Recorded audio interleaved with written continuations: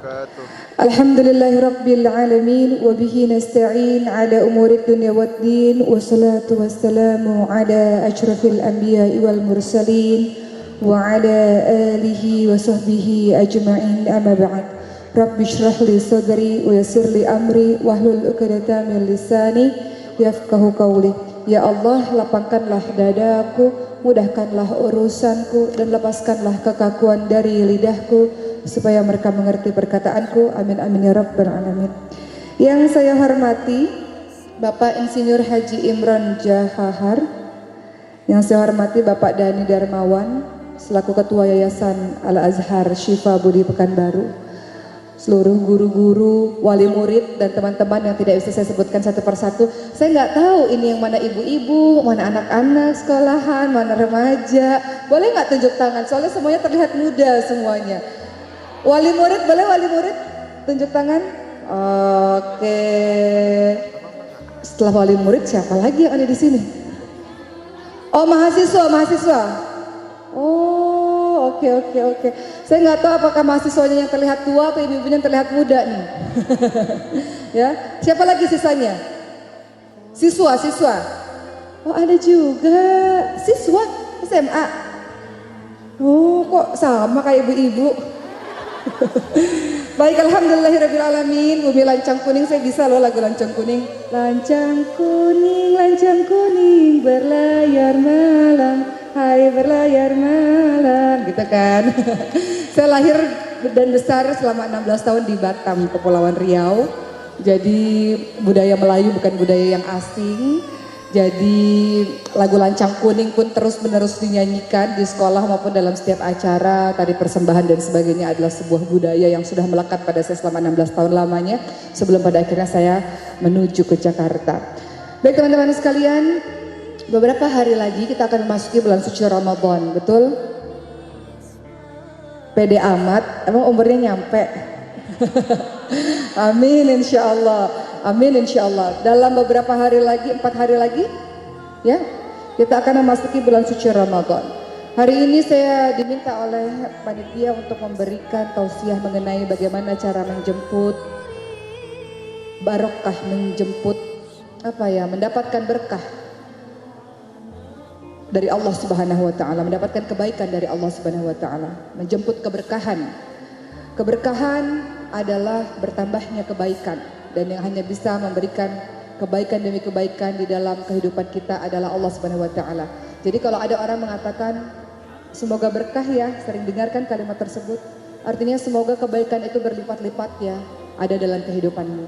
Dan kita menjemput keberkahan dari Allah Subhanahu wa taala, kita meminta kepada Allah agar seluruh kebaikan dalam hal apapun, dalam rumah tangga, pekerjaan, pendidikan, ekonomi, kita berharap kehidupan apapun, kesehatan, semuanya bertambah kebaikan. Itulah yang akan kita bahas hari ini, menjemput keberkahan kepada Allah Subhanahu wa taala, menjemput keberkahan dari Allah Subhanahu wa taala yang akan saya kaitkan dengan bulan suci Ramadan yang akan kita segera temui beberapa hari lagi. Sebelum saya sama-sama teman-teman semua membahas bagaimana cara mendapatkan kebaikan-kebaikan tersebut, ada baiknya kita perlu tahu bahwa kita harus mengenal dulu bulan suci Ramadan adalah bulan yang memiliki keutamaan, sehingga nantinya kita akan berlomba-lomba untuk menjemput keberkahan itu atau fastabiqul khairat. Kalau orang tak tahu kemuliaan bulan Ramadan, maka dia malas menjemput atau meraih keberkahan dari Allah Subhanahu wa taala. Maka beberapa keutamaan bulan suci Ramadan, yang pertama, bulan suci Ramadan adalah syahrul Quran, bulannya Quran. Dalam surah Al-Baqarah ayat 185 disebutkan, A'udzu billahi minasyaitonir rajim, syahrul Ramadan alladzi unzila fihi al-Qur'anu hudan lin-nasi wa bayyinatin minal huda wal furqan. Artinya adalah beberapa hari yang ditentukan itu adalah bulan Ramadan. Bulan Ramadan adalah bulan yang di dalamnya diturunkan permulaan Al-Quran sebagai petunjuk bagi manusia dan penjelasan-penjelasan mengenai petunjuk itu dan pembeda antara yang hak dan yang batil. Dalam surah Al-Baqarah 185 kita memahami bulan Ramadan adalah syahrul Quran, bulannya Quran, bulan di mana turunnya Al-Quran, bulan di mana Rasulullah SAW bersama dengan malaikat Jibril bersama-sama membaca Al-Quran. Oleh sebab itu, seharusnya kalau ingin menjemput keberkahan dari Allah Subhanahu wa taala, ingin menggapai keberkahan dari Allah Subhanahu wa taala, maka interaksi dengan Quran harus diperbanyak lebih baik di bulan Ramadan dibanding dengan hari-hari lainnya. Kalau selama ini baca Qurannya satu hari satu juz, one day one juz, atau satu hari nggak mau satu hari setengah juz aja, boleh nggak? Boleh. Nggak bisa satu hari satu halaman aja, boleh? Nggak bisa juga satu hari satu ayat, boleh? A'udzu billahi minasy syaithanir rajim. Bismillahirrahmanirrahim. Yasin. Shadaqallahul azim. Berapa ayat tuh? Satu ayat. Katanya satu ayat aja. Tapi saya yakin semua yang ada di sini kalau sudah baca satu ayat pasti nggak akan berhenti sampai Yasin saja. Pasti akan dilanjutkan dengan ayat-ayat berikutnya, betul? Insya Allah. Jadi kalau sehari-harinya baca Qurannya misalnya satu hari satu juz, satu bulan satu kali khatam misalnya, maka di bulan suci Ramadan harus lebih baik daripada hari-hari sebelumnya. Kalau ingin satu bulan satu kali khatam berarti mudahnya kalau ingin dicicil setiap sholat fardu, ba'da subuh, ba'da zuhur, ba'da asar, ba'da maghrib, ba'da isya itu baca 2 lembar, 2 lembar, 2 lembar, 2 lembar. Kalau ingin dalam satu bulan khatamnya 2 kali, maka setiap salat fardu baca 4 lembar, 4 lembar, 4 lembar, 4 lembar. Kalau 3 kali ingin khatam, setiap salat fardu 6 lembar, 6 lembar, 6 lembar, 6 lembar. Begitulah seterusnya. Kalau kita lihat para salafus salih, generasi sahabat, tabi'in, tabi'ut tabi'in, 3 generasi tersebut, generasi Rasulullah, setelahnya lagi, itu adalah orang-orang yang ketika memasuki bulan suci Ramadan mempersedikit berbicaranya dan memperbanyak untuk membaca ayat suci Al-Quran. Ada yang satu hari bisa khatam 2 kali. Imam Syafi'i rahimahullah menghatamkan satu hari 2 kali, satu bulan 60 kali. Atau yang ada juga yang menghatamkan 3 hari 1 kali khatam, atau 10 hari 1 kali khatam. Terserah dari teman-teman semua. Yang jelas dia harus lebih baik daripada hari-hari sebelumnya. Beberapa kali saya tanya ketika saya mengisi berbagai macam acara, kapan terakhir pegang handphone? Barusan pegang handphone kan mau update status, update foto. Barusan beberapa detik yang lalu. Kapan terakhir pegang Qurannya? Jawabannya beragam. Ada yang 2 hari lalu, ada yang tadi subuh, ada yang seminggu yang lalu, ada yang 2 tahun yang lalu. Ini kebangetan yang 2 tahun yang lalu. Ternyata interaksi dengan handphone jauh lebih sering dibanding dengan Quran, teman-teman sekalian. Maka untuk mengetahui sejauh apa cinta kita pada Quran, coba aja dengan mudah tes di Quran kita, di tas kita ada Quran enggak? Kalau di tas kita ada Quran, berarti dia adalah orang yang sehari-harinya tidak bisa lepas dengan Quran. Jadi silakan ditanya kepada diri sendiri sekarang, di tas saya ada Quran enggak ya? Kalau nggak ada Quran berarti mungkin merasa tenang-tenang saja kalau Quran itu tertinggal. Atau memang mungkin sehari-harinya nggak ada Quran di dalam tasnya. Tapi jangan seuzon dulu, zaman sekarang udah canggih, ada handphone yang bisa baca Quran di dalamnya, betul? Tapi entahlah lebih nikmat membaca Quran dengan kitabnya langsung dibanding dengan handphone, betul tidak? Ya, jadi alangkah lebih baik kalau kebiasaan itu yang belum dimulai, kebiasaan itu untuk membawa Quran di mana-mana sebagaimana kita membawa dompet dan handphone di mana-mana. Quran itu memiliki hak, teman-teman sekalian. Quran sampai pada kita dengan penuh perjuangan dari Rasulullah SAW dan para sahabatnya. Menghabiskan lebih dari 22 tahun lebih sampai Quran itu selesai semuanya turun kepada Rasulullah SAW. Maka fungsi Quran, hak yang harus ditunaikan adalah ia dibaca, betul-betul dibaca. Mulai dari Al-Fatihah sampai surah, apa surah terakhir? Surah An-Nas, teman-teman sekalian, baca. 1 huruf bernilai 1 kebaikan, bernilai 10 pahala, dibaca. Terbata-bata bacanya mendapatkan 2 pahala. Bacanya dengan lancar, engkau seolah-olah seperti bersama dengan malaikat yang mulia lagi taat. Jadi bacalah Al-Quran itu setiap harinya. Dan kadang keimanan naik turun. Dia naik karena ketaatan, turun karena kemaksiatan. Maka supaya iman kita tetap stabil, kan seperti baterai handphone iman kita ini harus di-charge terus. Maka cara charge-nya adalah dengan baca Quran. Paksakan diri kita, aduh malas baca Quran, murotal. Dengar murotal ayat suci Al-Quran. Di kendaraan, di mobil.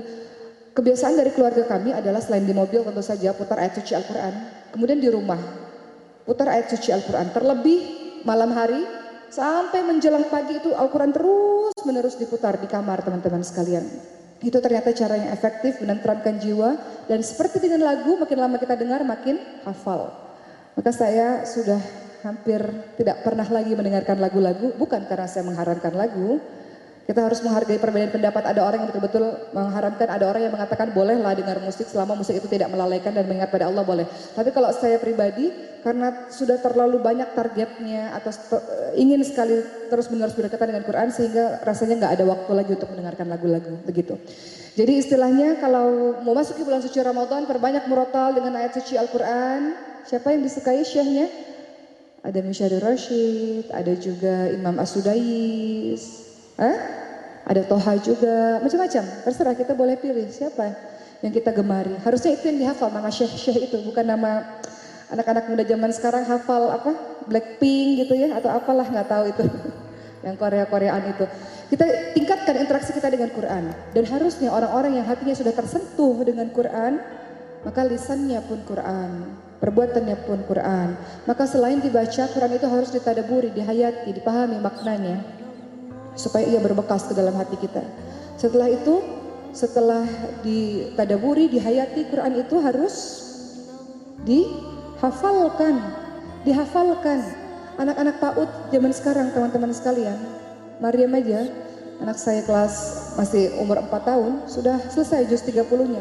Artinya kalau sampai kita nih orang-orang dewasa, apalagi anak-anak PAUD, udah banyak juznya hafal.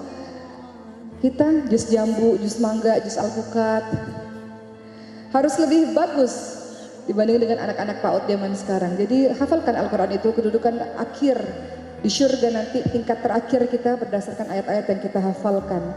Jadi perbanyaklah menghafalkan Al-Quran dan mengulang-ulang kembali atau murojaah hafalan Quran tersebut. Orang yang harusnya kita kagumi, kita hormati, bukan orang yang kaya raya, orang yang punya jabatan tinggi, bukan. Orang kaya raya dalam 1 detik saja Allah kasih kebakaran, habis hartanya, betul? Orang yang punya jabatan tinggi tiba-tiba Allah kasih sebuah kasus bisa masuk penjara misalnya.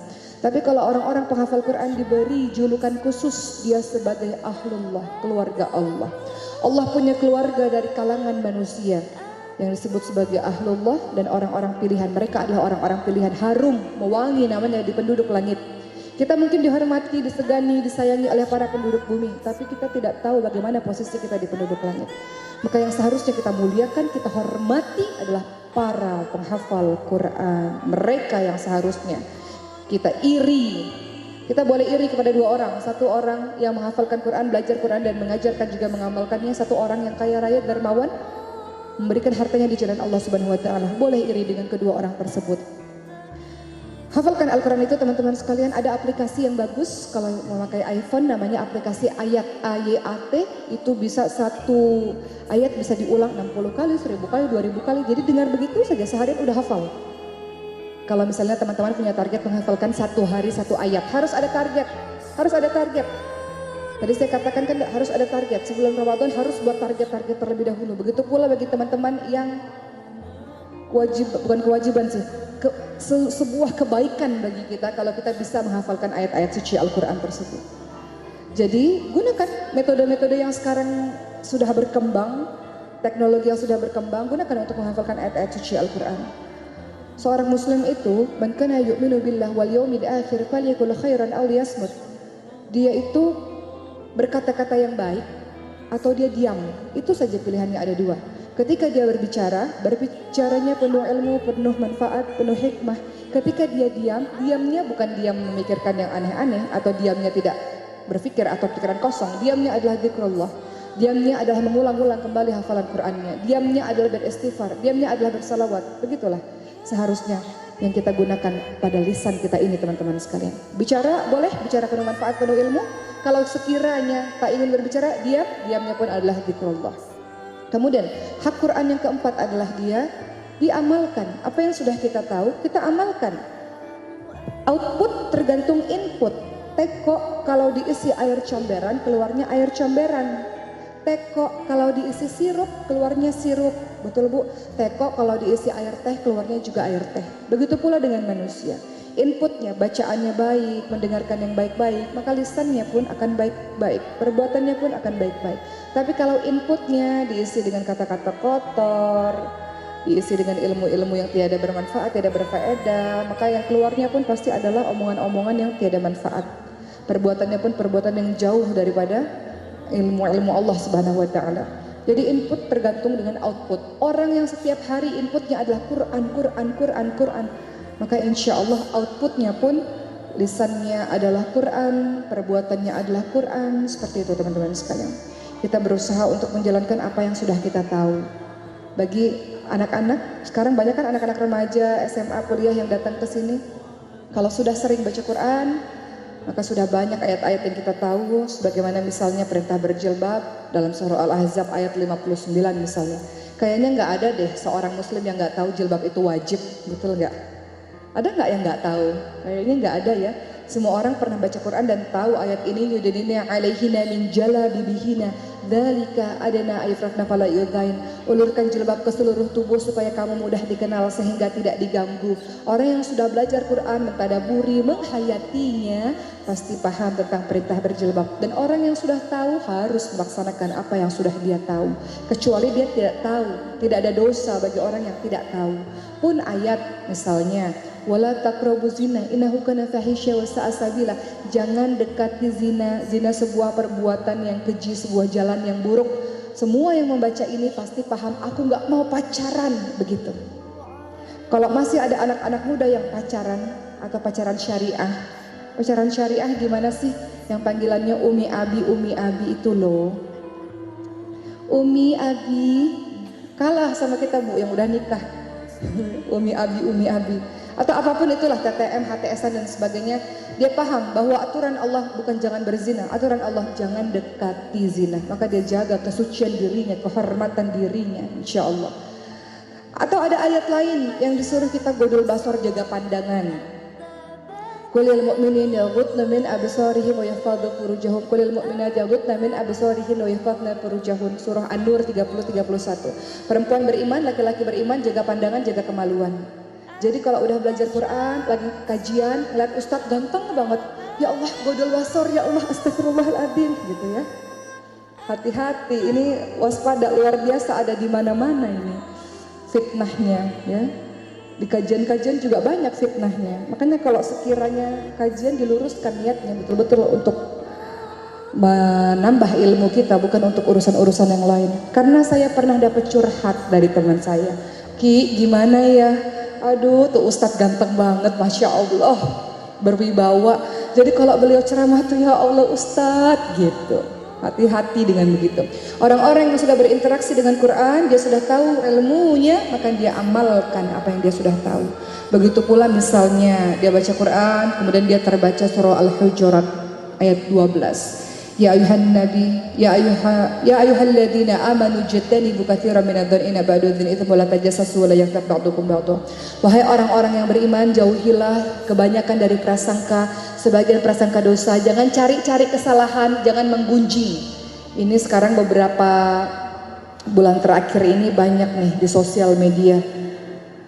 Cari-cari kesalahan, suuzon, terus penyebaran hoax, menggunjing dan sebagainya. Namun orang-orang yang beriman dia berhati-hati dalam menggunakan lisannya. Begitulah dampak Quran.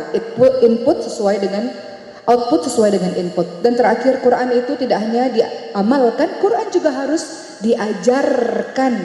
Bukankah Rasulullah ingatkan? Khairukum man ta'allama al-Quran wa 'allamah. Sebaik-baik orang adalah orang yang belajar dan mengajarkan Al-Quran.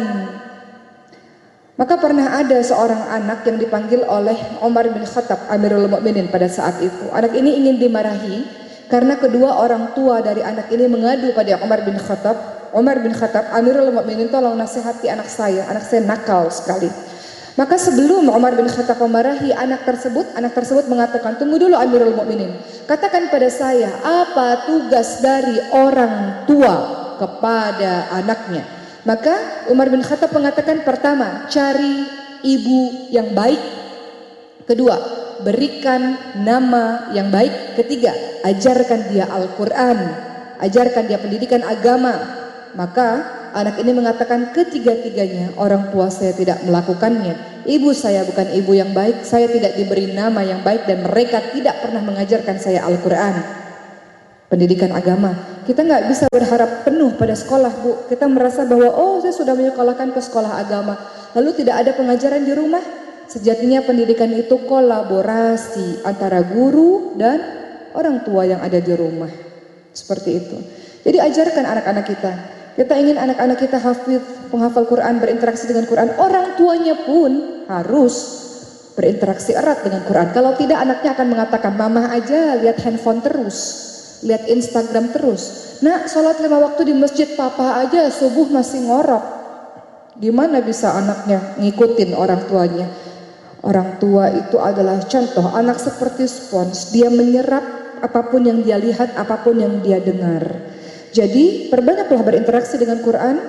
Kalau kita flashback ke masa-masa yang lalu, Umar bin Khattab orang yang dulunya memusuhi Islam, tapi bisa berubah langsung karena Quran. Ketika mendengarkan surah Toha, setelah berhijrah mendengarkan Quran, apa yang dilakukan beliau? Memasuki Islam secara kafah, menyeluruh. Dengan hadirnya beliau, Umar bin Khattab, dengan hadirnya Umar bin Khattab di dalam Islam, Islam semakin kuat, dihormati, disegani, ditakuti oleh musuh. Pun pada saat kepemimpinan beliau, Islam semakin meluas ke negara-negara lainnya.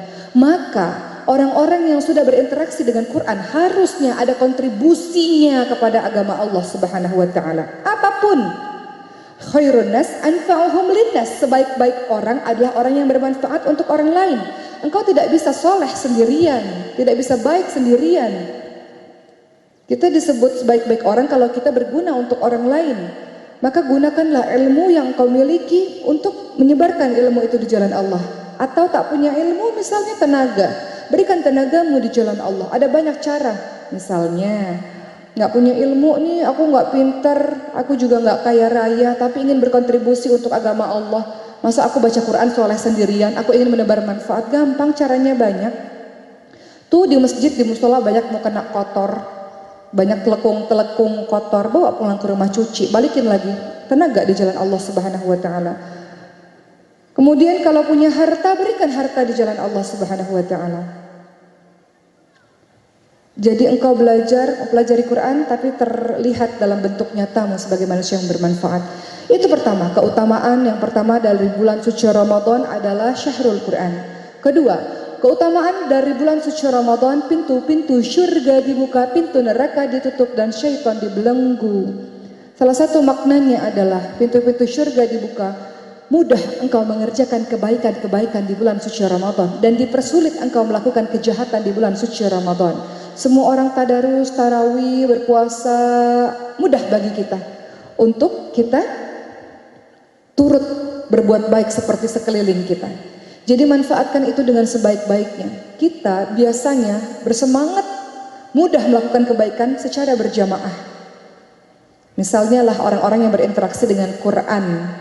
Dia susah kalau dia sendirian. Makanya santri-santri Quran saya, kalau di Maskanul Hufat, di rumah Quran, 7 bulan biasanya mereka selesai 30 juz Al-Quran. Tapi kalau sudah pulang kampung ke rumahnya, udah gak punya partner untuk ngafalin Quran misalnya. Jadi penting sebenarnya lingkungan, partner, orang-orang sekitar memberikan pengaruh kepada kita untuk juga berbuat kebaikan. Maka bulan suci Ramadan, pintu surga dibuka, mudah dalam melakukan ketaatan. Jangan menjadi orang yang sudah diberikan kemudahan oleh Allah, lantas bermalas-malasan untuk beribadah kepada Allah Subhanahu wa taala. Semua orang tarawih, dia meninggalkan tarawih. Beberapa waktu yang lalu saya sempat bertanya kepada salah seorang teman artis, baru saja berjumpa. Beliau dalam satu hari ada 7-8 program TV. Saya katakan di bulan suci Ramadan, saya katakan gimana ibadahnya?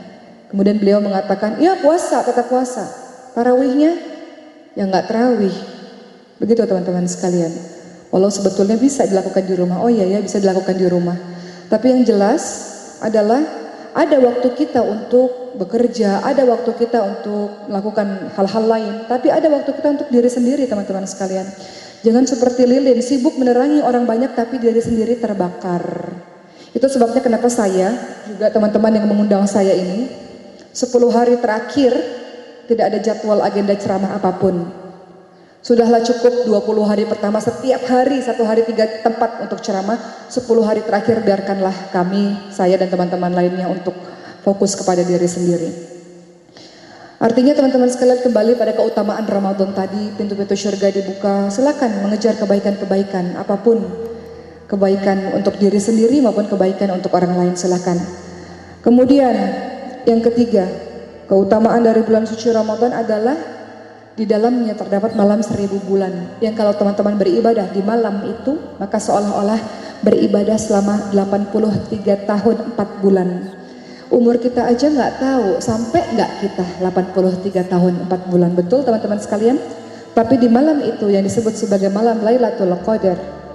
Lailatul Qadar, sebuah malam ketika kita beribadah seolah-olah kita beribadah selama 83 tahun 4 bulan. Boleh baca sama-sama surah Al-Qadar?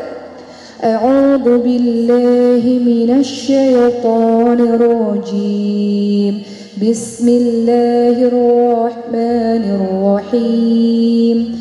Inna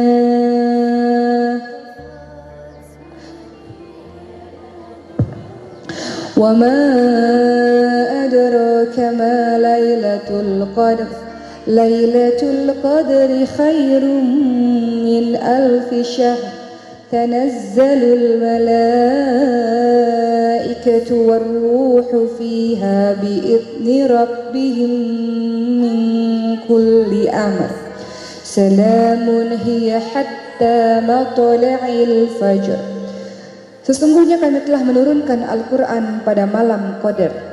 Dan tahukah kamu apakah malam kemuliaan itu? Malam kemuliaan itu lebih baik daripada 1000 bulan. Pada malam itu turun malaikat dan Jibril dengan izin Tuhannya untuk mengatur semua urusan. Sejahteralah malam itu sampai terbit fajar. Malam yang kita cari di malam ke-23, 25, 27, 29, wallahu a'lam, kita tidak tahu. Tapi malam-malam ganjil di 10 malam terakhir.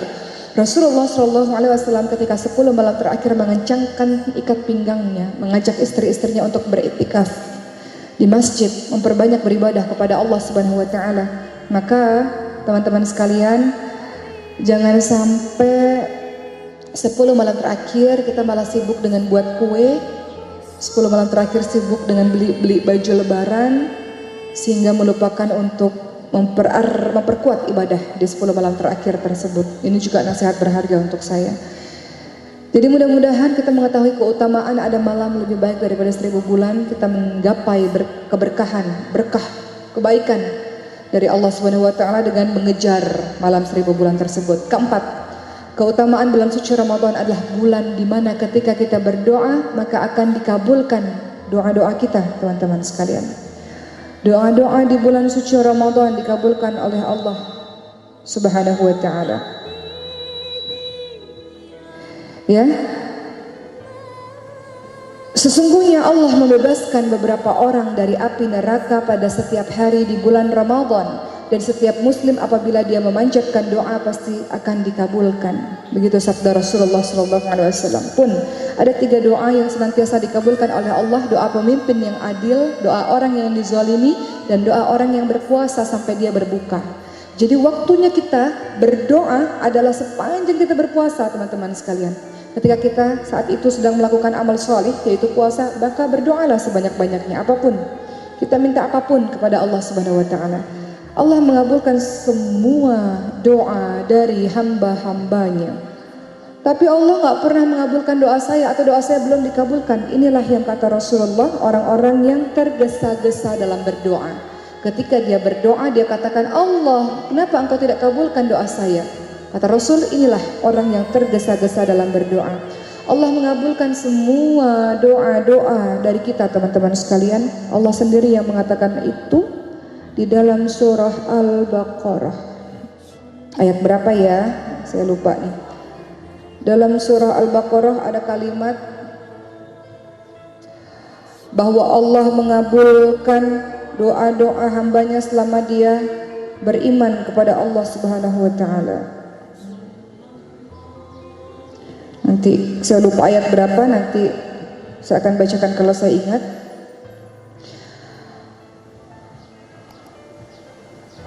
Bahwa Allah Subhanahu wa taala dekat, teman-teman sekalian. Ia mengabulkan doa. Ada yang tahu ayat berapa?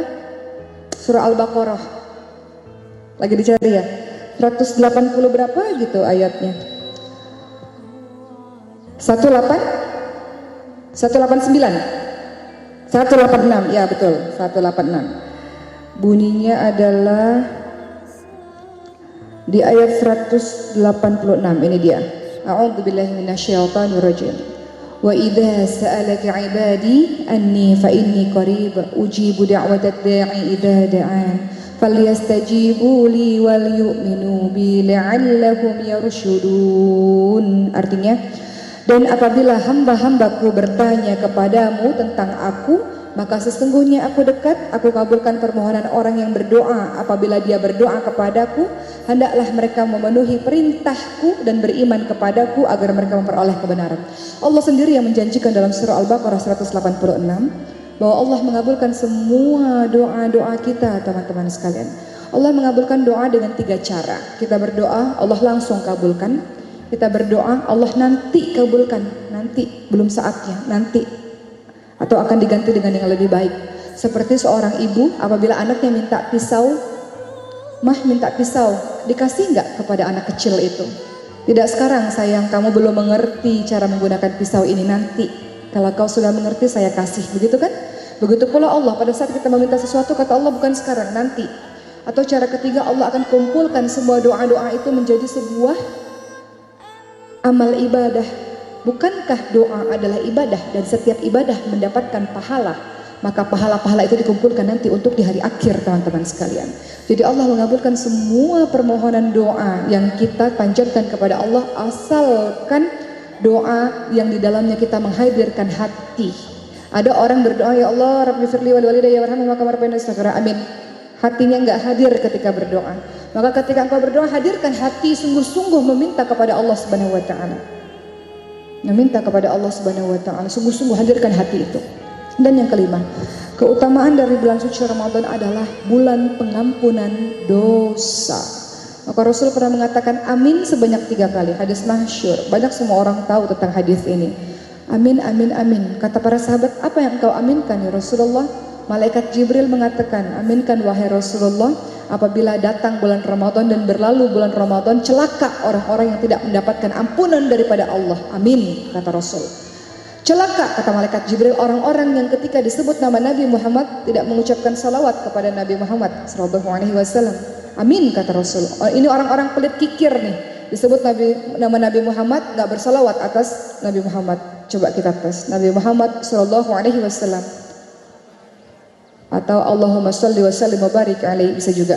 Yang ketiga, celaka bagi orang-orang yang ketika memiliki orang tua dan orang tua tersebut telah lanjut usia sepuh, nggak dapat surga dari orang tua tersebut. Celaka orang-orang ini. Namun yang ingin saya fokuskan kepada celaka orang-orang yang ketika datang Ramadan, berlalu Ramadan, dia nggak dapat ampunan dari Allah Subhanahu wa taala. Merugi orang-orang ini. Kenapa? Kita ketahui bahwa antara sholat fardu satu dengan sholat fardu lainnya pengampunan dosa, pembersihan dosa. Antara Jumat satu ke Jumat lainnya pembersihan dosa. Antara Ramadan satu dengan Ramadan berikutnya pembersihan dosa. Pun dalam hadis sahih Rasulullah SAW bersabda, barang siapa yang berpuasa karena iman dan mengharapkan pahala dari Allah Subhanahu wa taala, dia diampuni dosanya.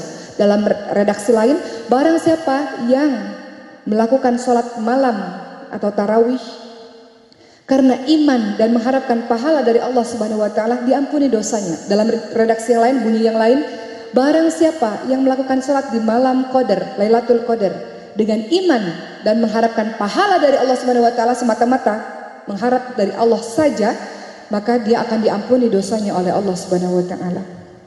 Artinya ibadah yang lillah, bukan ibadah yang sekedar ikut-ikutan. Lillah, betul-betul karena iman, percaya, yakin, dan betul-betul ingin mengharapkan keberkahan, kebaikan dari Allah Subhanahu wa taala. Diampuni dosanya. Jadi kalau sudah sebegitu banyak Allah obral untuk mengampuni dosa, betul-betul celaka orang-orang yang ketika berlalu Ramadan dia tidak mendapatkan pengampunan dari Allah. Bulan Ramadan saja dia tidak minta ampun dan susah mendapatkan ampunan Allah, apalagi bulan-bulan lain. Indikatornya bulan puasa. Bulan puasa yang sudah Allah berikan begitu banyak ampunan, bulan-bulan lain pasti akan sulit untuk mendapatkannya. Maka tadi yang kelima ya, keutamaan bulan suci Ramadan adalah bulan pengampunan dosa.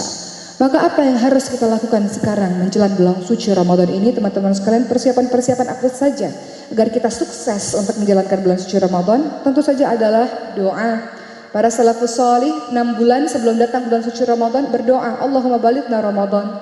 Sampaikan ya Allah umurku di bulan suci Ramadan, atau doanya Allahumma barik lana fi Rajab wa Sya'ban wa balighna Ramadan. Ya Allah, berkahi kami di bulan Rajab dan Sya'ban dan sampaikanlah kami ke bulan suci Ramadan. Perbanyak doa, karena banyak orang-orang yang tidak disampaikan umurnya pada bulan suci Ramadan. Doa. Kedua, bagaimana sikap kita sebentar lagi akan memasuki bulan suci Ramadan. Ada 3 jenis orang. Orang yang tidak suka datang bulan suci Ramadan karena memang dia ahli maksiat, susah dia buat maksiat di bulan suci Ramadan. Risih dia. Pada saat semua orang berbuat baik dia nggak suka. Jenis orang kedua, dia biasa-biasa saja ketika datang bulan suci Ramadan. Kenapa? Karena dia tidak tahu kemuliaan bulan suci Ramadan. Itu sebabnya kenapa di awal tadi saya ceritakan sedikit tentang kemuliaan bulan suci Ramadan. Karena dia nggak tahu mau bulan Ramadan datang, mau bulan Ramadan nggak datang, sama aja perasaannya. Tidak paham tentang kemuliaan bulan suci Ramadan. Namun orang-orang yang beriman adalah orang-orang yang ketika datang bulan suci Ramadan gembira hatinya. Cek diri kita termasuk golongan yang mana? Gembira hatinya karena dia tahu disitulah waktunya dia ketika dia berhasil, dia seolah-olah seperti bayi yang baru lahir bersih. Insya Allah kalau dia sukses menjalankan, sungguh-sungguh menjalankan bulan suci Ramadannya. Persiapan yang ketiga, azam, bukan hairul azam ya, azam, tekad. Tekad yang kuat, niat yang tulus, sungguh-sungguh, bertekad, aku ingin bersungguh-sungguh menjalankan bulan suci Ramadan ya Allah. Pernah dulu di zamannya Rasulullah pada saat mau perang, ada seorang sahabat mengatakan, Rasul, aku ingin mati syahid. Memang tujuannya ingin mati syahid di perang. Ingin mati syahid di perang, wahai Rasulullah. Dengan musuh menusukkan tombak ke leherku sampai tembus ke belakang. Tekadnya begitu. Betul-betul sungguh. Sehingga ketika dia menuju ke medan perang, memang tekadnya untuk mati syahid. Dan memang betul, matinya ditusuk dari leher menembus ke belakang. Artinya seseorang itu beda. Kalau dia punya tekad sama nggak punya tekad, mengalir seperti air aja. Beda sama orang yang memang sungguh-sungguh mempersiapkan bulan suci Ramadannya. Maka persiapan yang ketiga tadi adalah bertekad sungguh-sungguh dengan niat yang tulus, engkau bersungguh-sungguh betul-betul serius menjalankan bulan suci Ramadan, menjalankan semua ibadah di bulan suci Ramadan. Kemudian yang keempat tentu adalah taubat. Taubat. Hasan Al-Basri mengatakan begini, jangan engkau durhakai Allah pada siang hari, maka dia akan membangunkanmu pada malam hari. Utsman bin Affan radhiyallahu anhu mengatakan, andai hati kita bersih, maka ia takkan pernah kenyang menikmati perkataan Rabb-nya atau Al-Quran. Artinya, dosa yang banyak yang belum sempat engkau bertobat kepada Allah menyulitkan dirimu untuk beribadah, teman-teman sekalian. Kalau ada yang bertanya, aku ini udah sering kajian, sering ngaji, sering baca Quran, gimana ya caranya supaya bisa beramal, bisa melakukan, kok kayaknya susah banget. Udah tahu ilmunya tapi kok susah melaksanakan ibadahnya. Karena mungkin ada maksiat-maksiat yang engkau lakukan. Karena maksiat menyusahkan kita, menyulitkan kita untuk berbuat baik. Kok susah ya bangun malamnya? Susah ya istiqomah baca Quran? Karena masih ada maksiat yang dengan sadar atau tanpa sadar engkau lakukan, sehingga menyulitkanmu untuk beribadah kepada Allah Subhanahu wa taala. Maka kuncinya sebelum memasuki bulan suci Ramadan yang harusnya juga dilakukan setiap hari, karena Rasulullah melakukan setiap hari, teman-teman sekalian. Rasulullah itu dalam satu hari 100 kali beristighfar kepada Allah Subhanahu wa taala. Tadi saya mulai jam berapa, Bu? Setengah 10 ya? Udah 1 jam, betul? 10 kurang 15, oke, berarti masih ada 15 menit lagi. Kan 1 jam, saya masih ada 2 tempat ceramah, Bu, hari ini. Di Dumai, teman-teman Dumai besok di Duri gitu ya. Tadi sampai mana ya? Lupa nih, blank jadinya. Hah? Istighfar. Rasulullah SAW yang sudah dijamin masuk surga saja beristighfar sehari 100 kali. Siapalah kita ini ya Allah, butiran debu.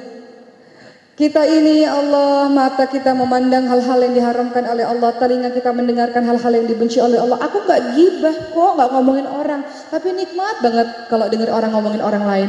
Gitu ya. Sama aja. Majelis ternyata bukan majelis ilmu aja, ada namanya majelis gibah. Jauh-jauh tuh dari majelis gibah. Lisan kita, banyak dosa lisan, Masya Allah. Subhanallah, bukan Masya Allah ya. Subhanallah, ada dosa dusta, zolim, dosa gibah, fitnah. Aduh, banyak lisan ini, banyak dosanya. Tangan menyentuh atau melakukan hal-hal yang zolim, menyentuh hal-hal yang Allah haramkan. mengambil hak-hak orang lain yang Allah haramkan, berdosa. Hati yang busuk, marah, iri, benci, dengki, gak suka sama orang adalah penyakit hati yang harus segera dibersihkan dengan tobat kepada Allah. Pikiran seuzon kepada takdir Allah, seuzon kepada suami sendiri misalnya, kenapa dia gak pulang-pulang, gak ngabarin misalnya. Bagi orang yang menikah awal itu seuzonnya luar biasa ya. Dikepoin tuh Instagram suami, dulu dia sama siapa aja temenannya, teleponannya sama siapa aja dan sebagainya, atau apalah seuzon pada anak atau sama teman atau sama siapapun. Kaki melangkah kepada tempat-tempat yang Allah haramkan. Banyak dosa kita teman-teman sekalian. Bertaubat, taubat memudahkan kita untuk melakukan kebaikan-kebaikan. Kan kita ingin melakukan banyak amal di bulan suci Ramadan untuk menggapai keberkahan dari Allah Subhanahu wa taala. Taubat. Dalam surah Ad-Dumar ayat 53, A'udzubillahi minasyaitonirrajim. Qul ya ibadiyalladzina asrafu ala anfusihim la taqnatu min rahmatillah innallaha yaghfiru dzunuba jami'a innahu huwal ghafurur rahim. Wahai hamba-hambaku yang telah melampaui batas terhadap diri mereka sendiri, jangan pernah berputus asa dari rahmat Allah. Wahai orang-orang yang terlalu banyak dosa, melampaui batas itu maknanya dosanya sudah terlalu banyak. Kata Allah, jangan berputus asa. Allah mengampuni semua dosa. Allah Maha Pengampun, Allah Maha Penyayang. Kenapa ada kalimat begini? Karena syaitan itu luar biasa teman-teman sekalian. Syaitan itu akan mengatakan, ngapain sih puasa, ngapain berdoa, ngapain sholat. Kamu tuh dosanya udah banyak, malu, gak pantas. Nanti syaitan akan membisikkan hal demikian. Sehingga dia putus asa. Padahal Allah mengatakan sendiri, Allah mengampuni semua dosamu. Hari ini kita buat dosa, kita datang pada Allah, ya Allah saya bertobat, Allahumma firli dzambi, Allah ampuni teman-teman sekalian. Besok kita maksiat lagi, kita datang lagi sama Allah, ya Allah ampuni saya, Allah ampuni. 1000 kali, beribu-ribu kali kau buat dosa. Dan selama engkau terus datang pada Allah, Allah ampuni. Sampai kapan Allah ampuni kita? Sampai kita bosan untuk meminta ampun daripada Allah. Artinya Allah mengampuni terus menerus perbuatan kita. Tapi Allah mematikan kita sesuai kebiasaan kita. Orang yang nauzubillah min zalik ya, hari ininya dia lagi maksiat, dia rencana besok mau tobat sama Allah, tapi hari ini maksiat. Allah matikan dia dalam keadaan sedang begitu, gimana kabarnya? Su'ul khatimah, mati dalam keadaan buruk. Allah matikan dia sesuai dengan kebiasaannya. Maka biasakan diri terus menerus berbuat baik, karena kita tidak tahu kapan Allah akan, malaikat maut akan mencabut nyawa kita teman-teman sekalian. Orang yang hobinya sujud, Allah matikan dia dalam keadaan sujud. Orang yang interaksi dengan Quran, Allah matikan dia lagi baca Quran, tiba-tiba baring, meninggal dunia. Ada juga orang yang ceramah lagi ngomong begini tiba-tiba meninggal dunia. Tergantung kebiasaan kita, apa yang setiap hari kita perbuat yang paling banyak. Begitulah cara Allah mematikan kita teman-teman sekalian. Yang suka sujud, Allah matikan sujud. Yang suka jedok di night club sana, bisa saja Allah matikan dia dalam keadaan jedak-jeduk begitu. Benar nggak? Maka walaupun Allah mengampuni semua dosa-dosa kita, tapi kita ingat bahwa Allah mematikan kita sesuai dengan kebiasaan kita. Maka karena kita tak tahu kapan kita mati, maka kita berusaha agar sehari-hari kita berisi dengan amal-amal yang salih. Begitulah cara menuju mempersiapkan diri ke bulan suci Ramadan. Berikutnya adalah persiapkan dan membuat target. Dulu waktu saya SMA sampai kuliah, itu saya selalu buat sama teman-teman pengajian, teman-teman sekalian, target-target ibadah. Dulu waktu zaman SMA, satu Ramadan 3 kali khatam, minimal 3 kali khatam. Kemudian rawatibnya, qobliyah ba'diyahnya dalam sehari harus full. Duhanya yang mungkin biasanya cuma 2 rakaat ditambah lagi. Salat tahajudnya ditambah lagi setiap hari. Misalnya dulu belum istiqomah setiap hari, mungkin hanya seminggu berapa kali, Ramadan setiap hari. Infak sodakohnya seperti apa. Jadi target sudah direncanakan dari awal teman-teman sekalian. Ajarkan anak-anak kita sesama teman-teman, yuk kita buat sesuatu yuk. Misalnya di hari-hari tertentu kita bungkus kurma kecil-kecil. Pada saat jalanan macet di waktu maghrib kita bagikan. Itu bagian dari sodakoh tuh. Dan itu harus dibuat perencanaannya, targetnya teman-teman sekalian. Kita kan fastabiqul khairat, berlomba-lomba dalam kebaikan. Harus dibuat targetnya dari sekarang. Urusan Quran lah, urusan ibadah-ibadah sunnah lah, urusan infak dan sebagainya. Ya, dibuat target-target ibadahnya supaya kita bisa teratur betul-betul, karena kita punya tujuan, betul-betul kita mengejar. Tapi kalau nggak punya target maka akan bablas begitu saja. Percayalah saya, setiap perusahaan, setiap sekolah kan punya target-target tertentu. Masa ibadah kita nggak punya target? Kemudian yang keenam, persiapan untuk mendapatkan keberkahan Allah pada saat bulan suci Ramadan nanti adalah persiapkan ilmu. Kemudian persiapkan banyak baca. Biasanya orang yang berilmu amalnya akan benar dan bersemangat dalam amalnya, betul nggak? Kemarin saya baru dapat video dari seorang teman yang mengirimkan video tentang teman-teman pengungsi Uighur. Jadi di dunia ini ada banyaklah pembersihan etnis-etnis Muslim, ya nggak teman-teman sekalian? Rohingya, Sarajevo, pernah dengar tidak? Di Bosnia dulu tahun 92 sampai 95 ada perang Bosnia, Rohingya, Uighur dan banyak lainnya. Pembersihan etnis Muslim artinya Muslim nggak boleh hidup di dunia ini, dihabisin. Itu banyak terjadi di mana-mana. Termasuk salah satunya satu video yang saya dengar, yang saya lihat, orang-orang Uighur ini mengatakan terus melakukan ibadah-ibadah sunnah terus menerus sampai sang tamu ini mengatakan, kenapa kamu begitu rajin melakukan ibadah sunnah? Maka orang ini mengatakan, karena kami sekeluarga ingin masuk surga, di mana kami bisa berkumpul dengan saudara-saudara kami yang sekarang nggak tahu kemana, terpisah-pisah, mati nggak, apakah masih hidup nggak tahu atau sudah mati juga nggak tahu. Jadi satu-satunya cara untuk bisa kembali bersama-sama dengan orang yang dicintai adalah surga. Mereka punya target untuk masuk surga, punya goals, tujuan yang jelas untuk masuk surga, dan punya ilmu bagaimana cara mencapai surga. Jadi kehidupan sehari-harinya adalah kehidupan yang mendekatkan dirinya pada surga karena adanya ilmu. Ilmu membuat kita termotivasi melakukan sesuatu yang kita inginkan dan membuat kita benar dalam melaksanakannya. Oleh karena itu, tidak hanya sekedar puasa, menahan lapar haus saja, tapi juga pelajari apa sih keutamaan bulan suci Ramadan, bagaimana ilmu fikihnya kita belajar pelan-pelan supaya amal yang kita lakukan juga benar. Begitulah teman-teman sekalian, beda antara orang ilmu dan tak berilmu. Makanya Nabi Sulaiman alaihissalam ketika diminta sama Allah, ketika disuruh pilih mau jabatan, mau harta atau mau ilmu, maka beliau memilih ilmu. Dengan ilmu beliau bisa menjaga harta dan jabatan.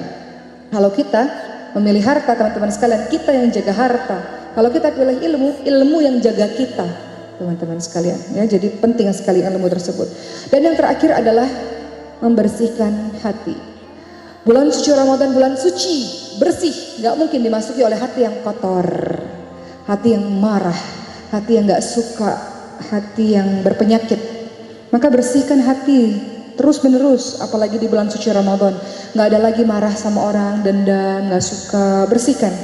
Pernah pada suatu ketika Rasulullah SAW berkumpul dengan para sahabatnya, Rasul katakan dia penghuni surga, dia ahli surga. Maka sahabat penasaran, siapa sih si fulan itu? Sampai Rasul mengatakan 3 kali loh, 3 hari berturut-turut dia penghuni surga.